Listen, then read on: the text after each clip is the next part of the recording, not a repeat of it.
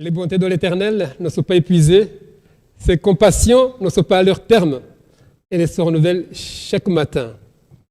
Oh, que ta fidélité est grande, Seigneur. C'est l'un de mes versets préférés, que j'aime énormément, de savoir que nous servons un Dieu qui est fidèle et qui, chaque matin, renouvelle ses bontés envers chacun de ses enfants. Le verset qui vous a été lu, que je vais répéter dans cette version, parle de vie, et je l'aime énormément. Croire en Dieu, c'est une façon de posséder déjà les choses qu'on espère. C'est être persuadé que les choses qu'on ne voit pas existent vraiment. Être persuadé que des choses qu'on ne voit pas existent vraiment. Je crois que nous devrions tous non seulement mémoriser ce verset, mais aussi l'avoir en esprit, l'avoir dans notre subconscient, et savoir que des choses que Dieu nous promette, même si on ne les voit pas maintenant, elles existent vraiment. C'est ainsi que j'ai choisi justement ce matin de vous édifier, en m'édifier à moi-même, pour parler de la foi. Et le titre du message, c'est « Comment augmenter notre foi » ou « Comment avoir une foi authentique ». J'ai regardé dans le dictionnaire pour ces mots authentiques, dont l'exactitude, vérité, ne peut être contestée d'une totale sincérité. Le synonyme, c'est avéré, exact, inadéquate, réel, inattaquable plutôt, réel, vrai, évident et juste. Il y a, ou bien sûr, le contraire, qui est douteux. Donc, notre foi authentique doit être exacte, inattaquable et avérée. Je voudrais vous parler d'un peu d'une histoire qui est vécue, parce que j'aime bien toujours des choses réelles, des choses qu'on a vécues. Il y a pratiquement un mois, j'ai eu l'occasion de voir en consultation un patient qui avait reçu un coup de cheval sur la face. Et ce coup de cheval avait occasionné des dégâts. Ces dégâts, c'est entre autres une fracture de l'os alvéolaire, une perte dentaire. Pour pouvoir le restaurer ou le reconstruire, on a dû réduire la fracture pour la mettre à la bonne position de l'os, et surtout parce que les autres dents qu'on a remis en place, elles bougeaient. Si on laissait comme ça, il y avait beaucoup de chances de perdre ses dents. Alors, on a fait ce qu'on appelle un blocage intermaxillaire, c'est-à-dire bloquer la mâchoire. Autrement dit, il ne pouvait plus ni ouvrir ni fermer sa bouche. Et ceci, ça a duré presque 5 semaines.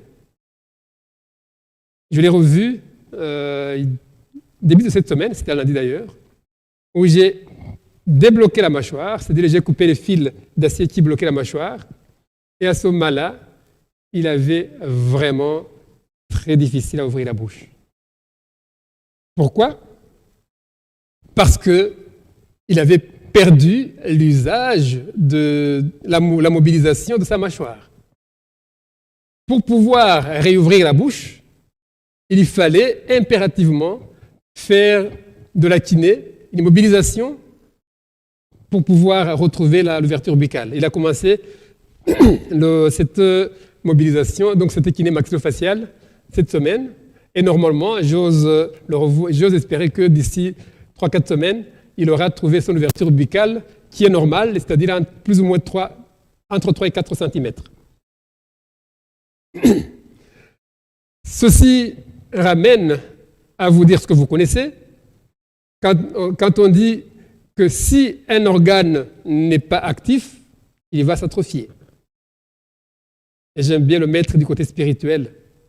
Si nous n'exerçons pas notre foi, si nous n'avons pas des astuces pour l'augmenter, notre foi va disparaître ou va diminuer jusqu'à ce qu'il devienne douteux ou douteuse, ou tout simplement n'existe plus.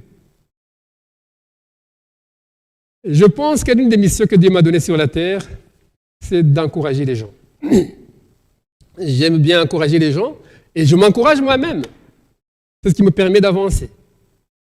Et j'aimerais bien qu'à la fin de cette méditation, j'ose espérer que j'aurai touché au moins une seule personne, sinon le maximum, pour que nous puissions tout simplement continuer à avancer avec notre Dieu, afin que les difficultés que nous rencontrons dans ce monde, la période difficile dans laquelle nous vivons, nous puissions la vivre différemment des autres qui n'ont pas de foi. En principe, tout le monde a la foi, mais dans des choses différentes. Donc, c'est ainsi que je vous donnerai quelques astuces pour augmenter notre foi en Dieu.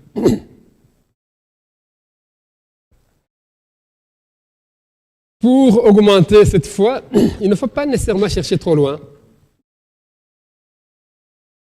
Parce qu'on peut comprendre la foi par rapport à l'amour.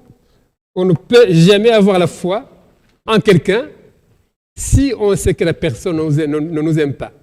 Par contre, si nous aimons la personne et que nous savons que la personne nous aime, c'est facile d'avoir la foi en elle. C'est ainsi que j'ai une foi énorme à ma femme. Elle peut dire amen, je pense. J'ai la foi à mes enfants. J'ai la foi aussi à Bérissa, puisque je lui ai demandé de venir. On n'était pas ensemble, et ce matin, elle est là. Elle va interpréter un chant. Je vous invite à écouter cette chanson, puisqu'elle est remplie de bonnes paroles. C'est nous rappeler combien Dieu nous aime. Et si nous savons que Dieu nous aime vraiment, nous allons pouvoir continuer à aller de l'avant et lui faire confiance.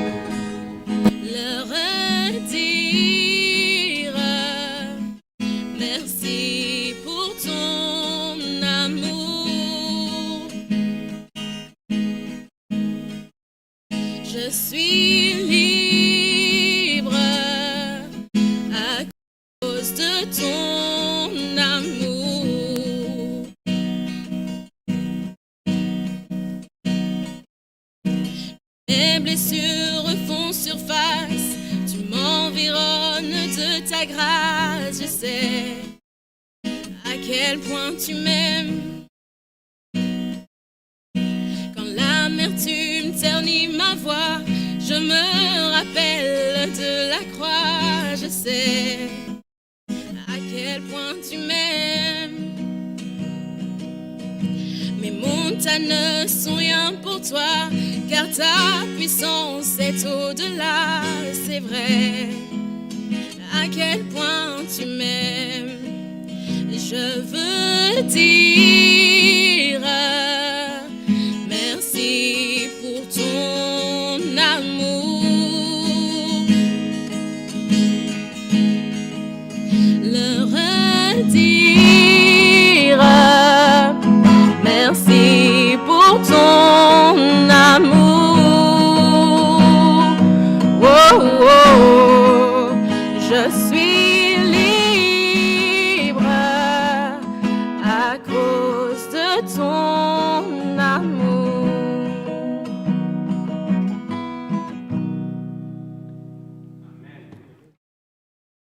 Cette chanson, quand je l'entends, quand je l'écoute, ça me donne toujours de l'émotion. De l'émotion puisque je sais que j'ai un Dieu qui m'aime. un Dieu qui m'aime vraiment. Et je voudrais vous rappeler aussi que nous avons tous, il ne m'aime pas seulement, il vous aime aussi. Et si nous avons ce Dieu qui nous aime, nous ne pouvons que lui faire confiance. Nous ne pouvons que avoir foi en lui. Et ici, je vous présente une petite expérience vécue il n'y a pas longtemps. J'ai eu l'occasion de voyager dans des pays du tiers-monde. Et un ami nous a fait visiter ce que je vous raconte maintenant. Un bon samedi après-midi, lui, il va visiter une famille. Une famille dans un tiers-monde, mais qui était aussi dans un quart-monde, si vous voulez. Et quand il était à l'intérieur de la famille, 2 enfants se présentent, 2 fillettes. La plus grande, je crois, avait autour de 10-11 ans. Et la fillette demande de l'eau à boire. Et les personnes qui étaient à l'intérieur, elles lui offrent de l'eau, pour boire de l'eau. Et puis à la fin, elle dit, est-ce que vous n'avez rien à manger, puisque j'ai faim? Mon ami qui était curieux, il a demandé, tout compte fait, d'où venez-vous? Et il s'est rendu compte que ses enfants venaient de faire plus ou moins 4-5 kilomètres, parce que dans le village où ils habitaient, ils ne recevaient plus rien. Ils avaient demandé, personne ne leur donnait.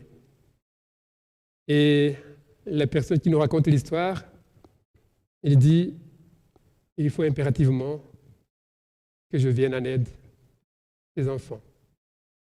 Il a voulu connaître davantage. Et s'est rendu compte que l'enfant venait d'une famille de 5 enfants et d'une maman qui est seule. Et il a acheté de la nourriture et il a conduit la nourriture dans la famille de ses enfants. Mais il ne s'est pas arrêté là. Il est allé leur rendre visite. Et quand il est arrivé là-bas, il a vu que c'était vraiment le quart ou le 5e monde. La famille vivait dans une misère incroyable.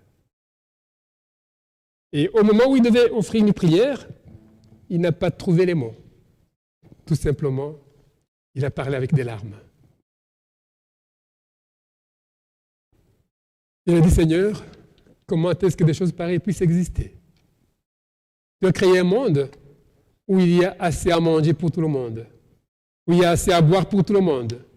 Mais je me trouve dans une situation où j'ai une famille qui manque de tout. Qu'est-ce qui s'était passé? Au juste, la femme a été séparée de son mari parce que le mari l'a mise dehors.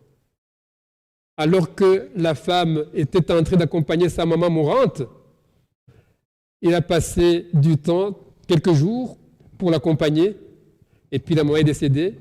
Il a passé un petit moment pour accompagner la famille, et quand il est retourné dans sa famille, son mari l'a dit, je ne veux plus de toi. Non seulement il l'a chassé, mais aussi il l'a chassé avec ses enfants. Et c'est ainsi qu'il s'est retrouvé chez ses parents. Quand la personne qui nous raconte l'histoire a vu la situation, il a dit non, il est grand temps que nous manifestions l'amour de Dieu. Il a organisé, il a continué à leur donner à manger, il a vu la situation dans laquelle ils étaient, ils avaient un terrain un peu plus grand que cette église. Il y avait la maison de son père, une petite maison de son frère, une autre petite maison de son frère, et puis la femme, avec ses enfants, vivait là, dans une promixité qui est incroyable. Il a dit, non, on va faire tout pour pouvoir montrer à ses enfants que Dieu existe. C'est ainsi qu'il a commencé à collecter les moyens, et le sabbat passé, on a été là, avec mon épouse, on a prié dans la nature. Ce que j'ai bien aimé de la personne, il dit à la famille, il a fait une petite méditation, et puis il leur a dit, nous avons un projet pour vous construire une petite maison là-bas, et on va clôturer l'endroit pour que vous puissiez élever les poules, et ne vous en faites pas, vous ne manquerez pas de quoi manger et de quoi vous habiller. Mais il faut que vous sachiez que moi, je n'ai aucun sou. Que vous sachiez que c'est Dieu qui pourvoit. Il m'a donné les moyens et il a permis à certaines personnes de pouvoir vous aider, mais sachez toujours que c'est Dieu qui vous aime, qui a fait que ce jour-là, où j'ai rencontré votre petite fille, c'est Dieu qui l'avait amenée là où j'étais, et c'est Dieu qui nous a amenés ici aujourd'hui pour pouvoir montrer l'amour. Nous avons un Dieu qui nous aime. Nous avons un Dieu qui veut que nous puissions montrer de l'amour aux autres. Et la deuxième astuce, donc la première, c'était Dieu nous aime vraiment. Et si nous savons que Dieu nous aime vraiment, nous avons l'opportunité de pouvoir lui faire confiance. L'autre astuce que je voudrais vous donner, c'est d'avoir ce que j'ai appelé le blessing box. Le blessing box, c'est mon expérience personnelle depuis plus ou moins 3 ans. C'était au mois de Thanksgiving américain.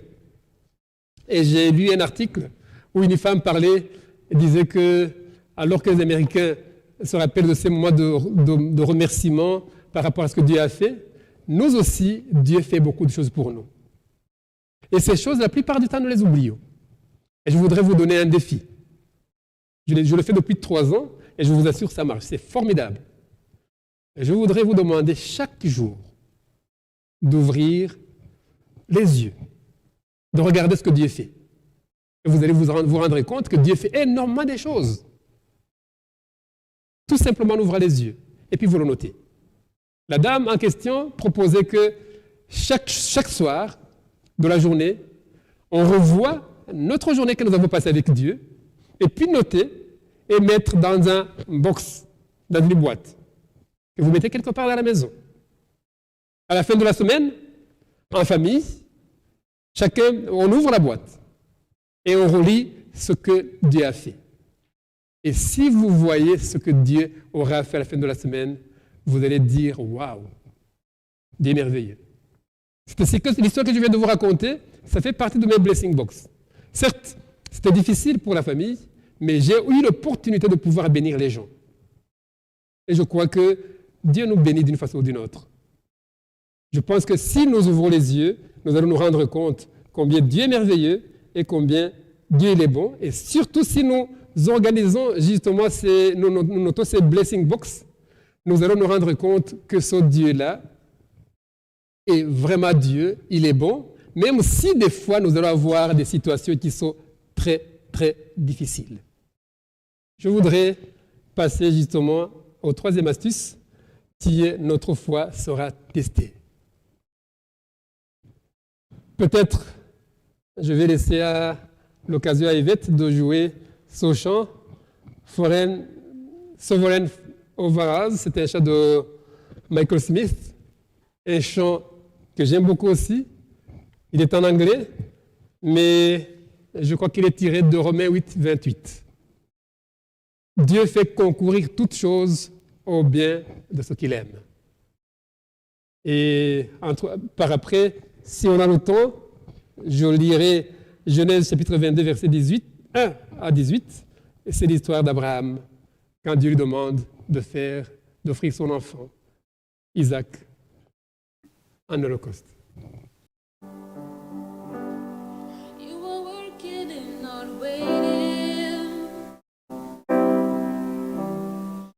sanctifying us. When beyond our understanding, you're teaching us to trust. Your plans are still to prosper. You have not forgotten us.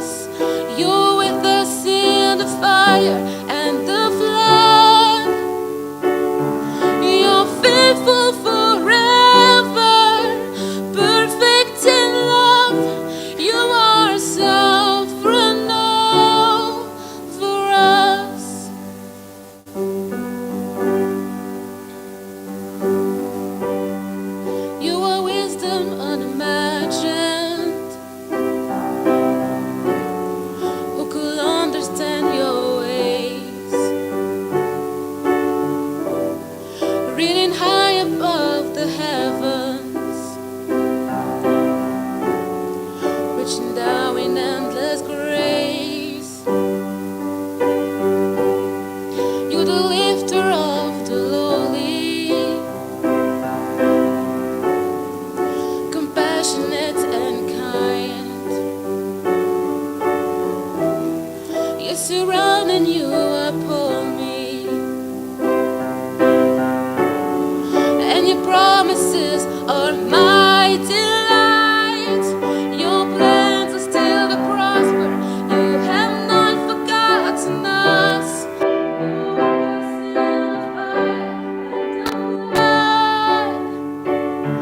You're faithful forever, perfect in love.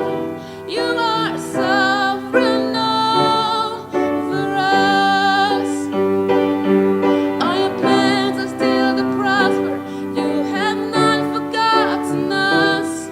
You're with us in the fire and the flood.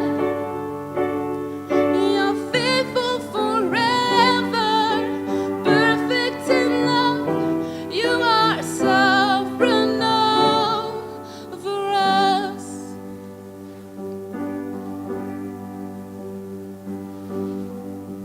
Even what the enemy means for evil, you turn it for good. You turn it for good and for your glory. Even in the valley, you are faithful. You're working for good. You're working for good and for your glory. Even what the enemy means for evil, you turn it for good.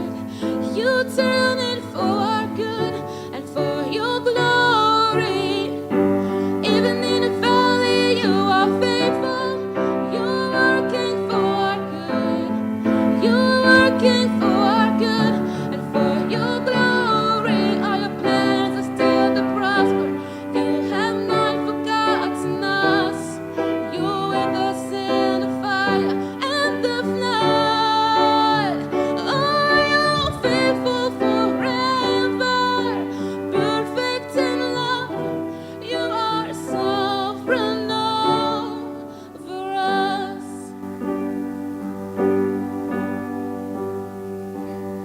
You're faithful forever, perfect in love. You are sovereign over us.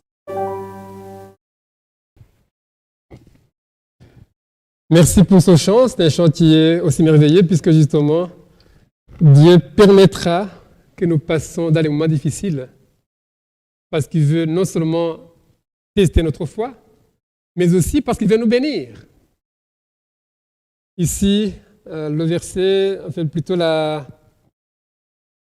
parole que je voudrais partager avec vous, qui est en Genèse chapitre 22, verset 1 à 18, c'est Dieu qui teste Abraham. Abraham n'est pas le seul qui est testé, mais Noé aussi sera testé, même Jésus. Et ici, c'est bien écrit dans la Bible que Dieu va tester Abraham. Et l'histoire, vous la connaissez bien, c'est quand Dieu demande à Abraham d'offrir son fils Isaac, son fils qui est un fils unique. Et je crois que ce n'est pas un test vraiment facile, un test ultra difficile d'ailleurs. Mais Abraham, tout simplement, parce qu'il a vécu avec Dieu, il va continuer à lui faire confiance. Lui faire confiance et il va quitter la maison, il va aller, ils étaient à Beersheba et ils vont aller à Morija, qui est Jérusalem. C'était une distance de 80 km. Il n'y avait pas de voiture. Ils devaient y aller à pied, avec l'âne. Mais ils vont marcher pendant 3 jours. Quand Abraham a vu Morija ou a vu Jérusalem, il va dire à ses serviteurs, restez ici, ça c'est au verset 5, restez ici avec l'âne. Le jeune homme et moi, nous irons jusque là-bas pour adorer, puis nous reviendrons vers vous. Quelle foi! Il sait bien qu'il va sacrifier son fils, mais il va dire à ses serviteurs, restez ici et nous reviendrons vers vous. Il croyait qu'il pouvait sacrifier son fils et que Dieu était à mesure, il était capable de le ressusciter afin qu'il puisse revenir rejoindre ses serviteurs. Abraham, il a accepté. Il a réussi l'épreuve.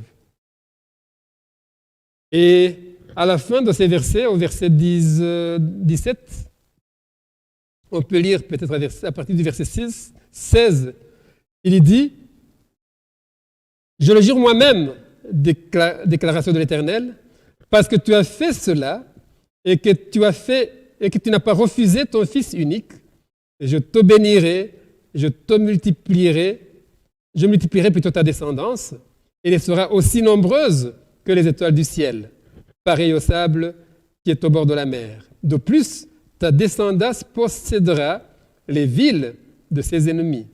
Toutes les nations de la terre seront bénies en ta descendance parce que tu m'as obéi. »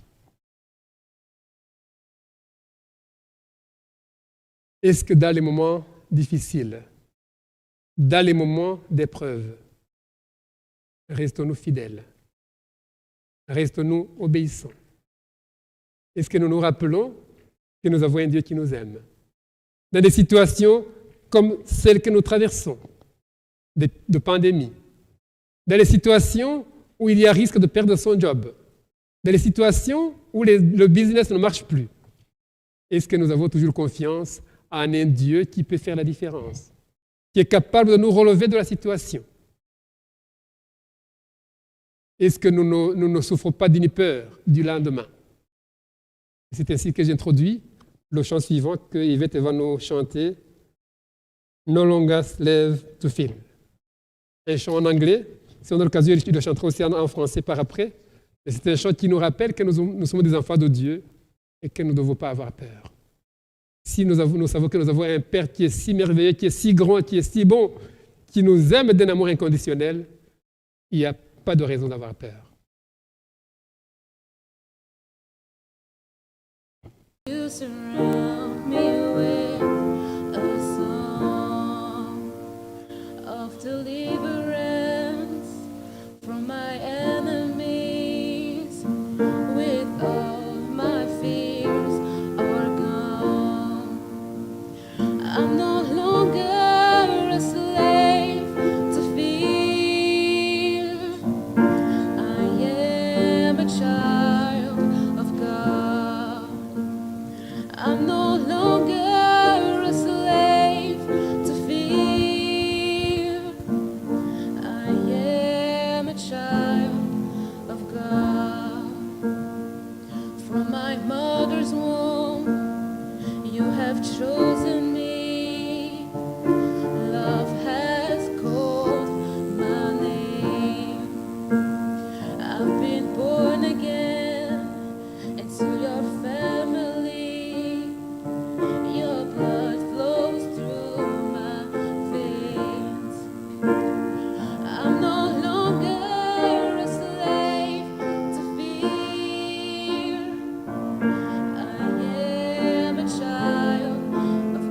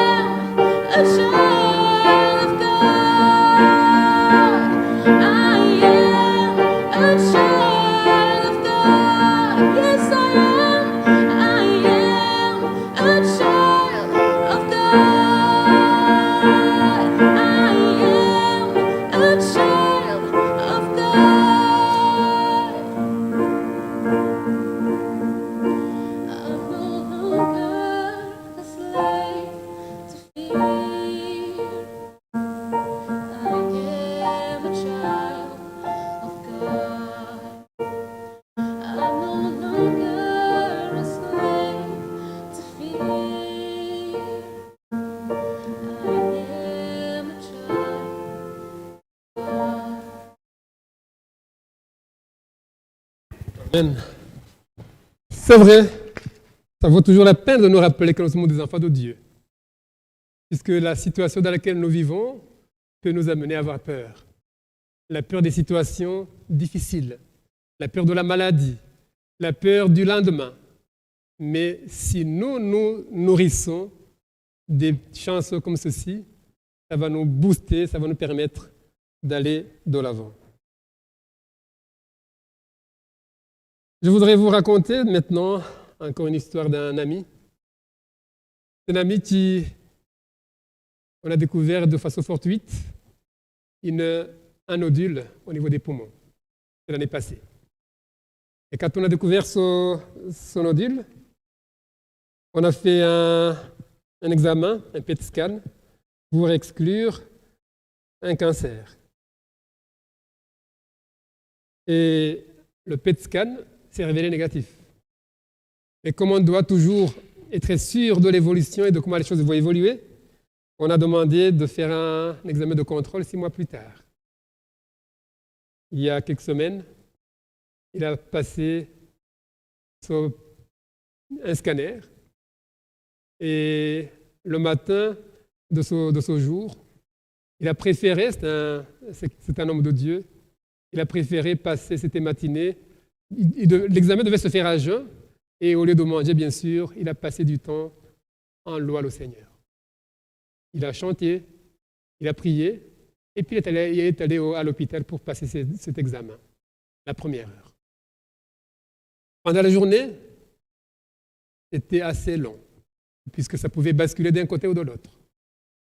Mais il a dit, ma vie est entre ta main et je sais que tu es au contrôle. Je te remercie parce que tu m'as donné une famille merveilleuse, une épouse merveilleuse, des enfants merveilleux.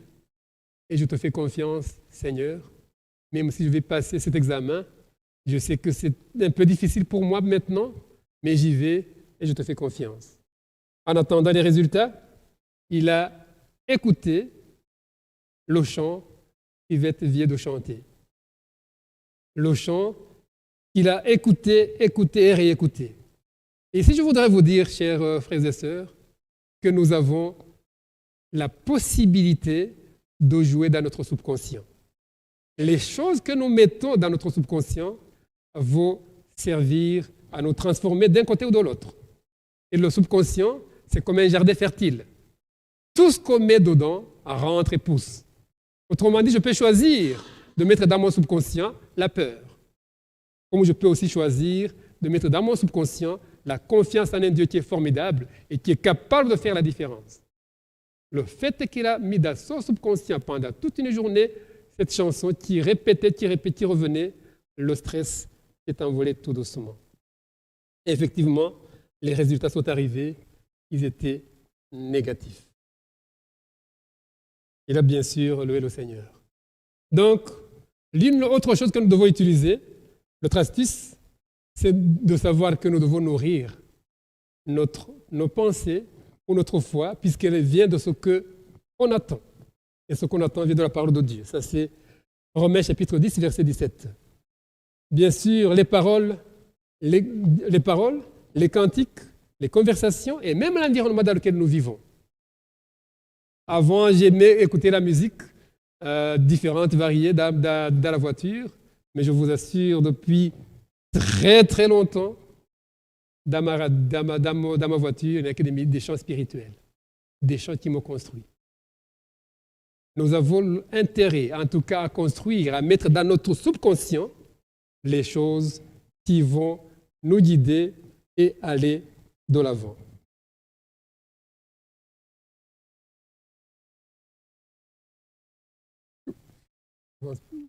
Ah, j'étais trop loin. Voilà. Bon. Je dois reculer. Je ne sais pas comment faire. C'est ça? OK, voilà. Important ici, c'est que la foi est entretenue par la dépendance avec notre relation avec notre Père Céleste. Jésus le faisait. Il avait des relations tout les jours. Pour ne pas dire tout instant, avec son Père.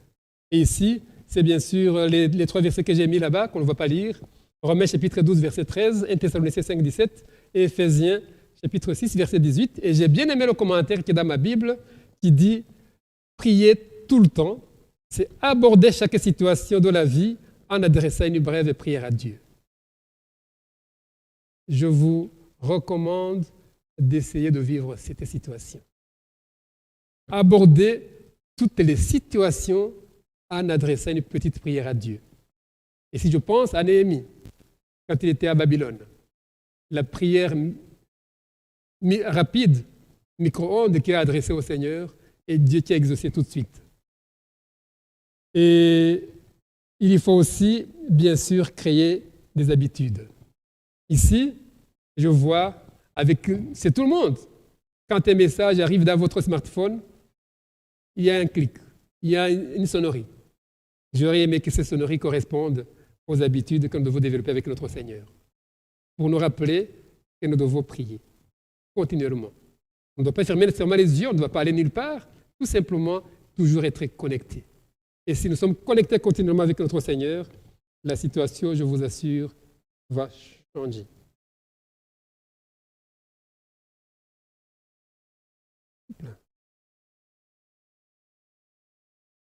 J'aurais aimé avoir la dernière dia, puisque je ne sais pas comment faire. Maintenant, ça n'avance plus.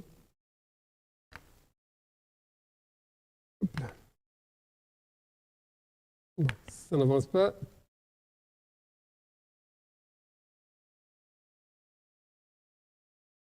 Si vous savez le faire pour moi, ce serait gentil. La dernière dia qui dit que la foi grandit si j'ai des piliers suffisants pour la soutenir. Ça, c'est formidable. Les piliers, bon, vous pouvez vous imaginer une table ou une chaise. Avec 4 piliers, on est assez confortable, on peut s'asseoir. Et ici, je vous assure, j'ai beaucoup de piliers pour renforcer ma foi. J'ai eu la chance d'avoir un père qui m'a fait découvrir Dieu. Il m'a appris à dépendre de Dieu. Et l'un des versets qu'il m'a donné, que j'ai mémorisé depuis que je suis tout petit, c'est Psaume 37, verset 25. J'ai été jeune. Je suis vieux. Et je n'ai jamais vu le juste abandonné, ni sa postérité mendier le pain. Je le répète, j'ai été jeune, c'est David qui le dit dans sa vieillesse. J'ai été jeune, j'ai vieilli, je n'ai jamais vu le juste abandonné, ni sa postérité mendier le pain. Ça, c'est un pilier sur lequel je peux m'appuyer. Et c'est vrai, ça s'est réalisé dans ma vie. Ce Dieu-là, il m'a soutenu et je sais qu'il va me soutenir parce que c'est sa parole qui le dit. Je sais qu'il est un Dieu qui est juste, notre pilier. Je sais que c'est un Dieu qui me tire des difficultés. Je sais que c'est un Dieu qui, chaque fois que j'ai un problème, je l'appelle, il y répond. Et donc, si j'ai 4 piliers, j'ai plus dans ma vie, je sais que je peux m'asseoir sur ces piliers et dire Dieu, tu es fidèle, tu es bon, je compte sur toi, tu ne me déçois jamais. Parce qu'il me dit, je ne vous abandonnerai jamais. Par contre, on peut aussi avoir d'autres piliers. Quelqu'un peut dire, ce Dieu-là, il n'existe pas. La preuve, c'est qu'il nous a envoyé cette pandémie, un pilier. La preuve, c'est qu'il permet des personnes méchantes, comme Hitler. Dieu n'existe pas. La preuve, c'est qu'il permet aux jeunes, aux enfants, ou aux femmes d'être abandonnées par leur mari. Comme la situation que je vous ai racontée, si Dieu existe, il ne permettrait pas ça. On peut développer autant de théories qu'on veut pour montrer que Dieu n'existe pas. C'est un choix. Choix de choisir une bonne ou une mauvaise croyance.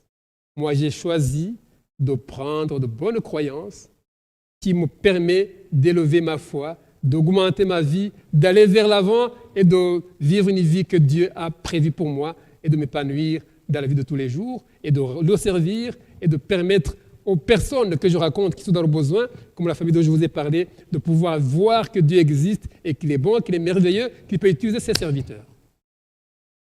Dieu, il est bon. Il est là, il existe. Donc, nous pouvons choisir d'avoir de bonnes croyances et ces croyances, nous allons le faire en le développant et en le mettant dans nos têtes, bien sûr. Le temps file et il va très très vite. Je suis obligé de m'arrêter, puisque le temps, il me reste 1 minute.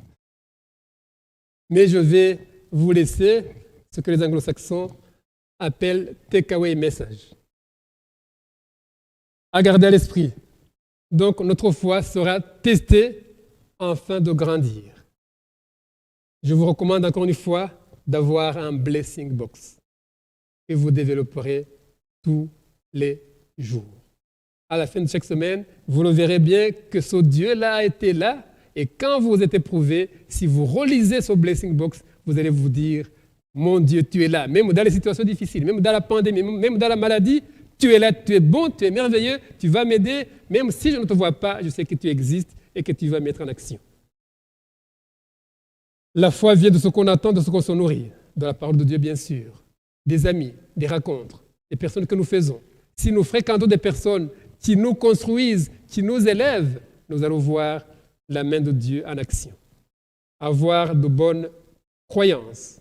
Et enfin, nous devons entretenir notre foi par de bonnes croyances que nous avons un Dieu qui est merveilleux, qui nous aime. Autant le vivre de cette façon-là. Et puis, nous devons savoir qu'avec cette foi grandissante, nous ne serons plus esclaves de la peur parce que nous sommes de véritables enfants de Dieu. Rappelons-nous tous que nous sommes des enfants de Dieu, que nous avons un Dieu qui nous aime, un Dieu merveilleux. Et si nous développons cette relation tous les jours avec Dieu, quelles que soient les circonstances que nous vivons, quelles que soient les difficultés que nous vivons, nous allons pouvoir continuer à avancer avec lui parce qu'il ne nous abandonnera jamais. Que Dieu nous aide et qu'il nous bénisse. Qu'il vous bénisse, vous qui nous suivez à distance, et qu'il bénisse la petite assemblée qui est ici et que nous puissions grandir avec lui jusqu'au moment où il reviendra pour nous prendre au ciel. Amen. Père éternel, nous voulons te dire vraiment merci. Merci parce que tu nous as aimés, merci parce que tu nous as choisis, merci parce que tu nous as donné cette opportunité de pouvoir vivre ce saint sabbat, le sabbat que tu as béni, que tu as mis à part, pour que nous puissions nous rappeler que nous sommes tes créatures. Nous voulons, Père éternel, encore une fois te confier des personnes qui ont suivi ce message, afin que tu puisses les visiter, que tu puisses les soutenir, surtout les personnes qui traversent les moments difficiles, les moments d'épreuve, en sachant qu'ils ne seront jamais abandonnés, que tu vas les relever, Seigneur. Père éternel, fait que nous puissions toujours être reconnaissants de toutes choses que tu fais pour nous, puisque ce n'est jamais garanti, c'est toujours des grâces que tu nous donnes pour lesquelles nous devons être reconnaissants. Bénis cette Église, Seigneur. Bénis le pasteur, bénis les anciens, bénis tous les membres de l'équipe, bénis surtout ceux qui ont servi afin que ce message sous Saint Sabbat soit transmis pour des gens qui ont pu le suivre à distance. Nous comptons sur toi, nous savons que ta main n'est pas courte pour nous bénir et nous savons que tu vas toujours continuer à le faire. C'est dans le nom de Jésus que nous te prions.